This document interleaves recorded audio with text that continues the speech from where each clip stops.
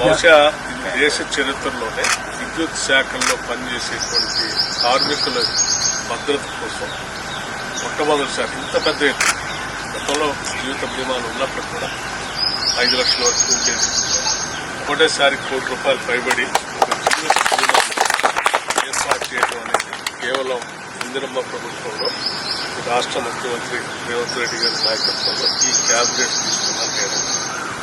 ఇంత గొప్ప కార్యక్రమం బహుశా కార్మికుల కోసం ఏ ప్రభుత్వం కూడా ఆలోచన చేసి ఉండకపోవచ్చు.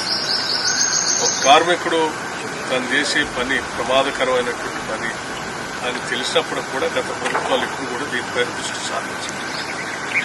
మనం ప్రభుత్వం వచ్చిన తర్వాత ఒక నిర్ణయం తీసుకొని వాళ్ళందరికీ బీమా ₹1 కోటి పైబడి ఇచ్చినట్ట తిరిగి ఆ కుటుంబంలో కంపాషనేట్ అపాయింట్మెంట్ పేరు మీద వాళ్ళకి ఉద్యోగ అవకాశం కూడా ఉంది.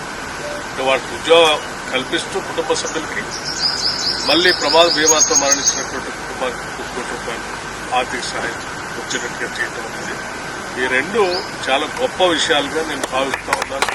దీన్ని ప్రభుత్వ ఆలోచనని సంపూర్ణంగా ఎగ్జిక్యూట్ చేసి దీన్ని కార్యరూపంలో తీసుకొచ్చిన సీఎండీని కూడా నేను వరుణ్ రెడ్డి గారు ప్రత్యేకంగా ఇది మన ఎనర్జీ శాఖలో సింగరేణి కార్మికుల్లో ప్రవేశపెట్టాం.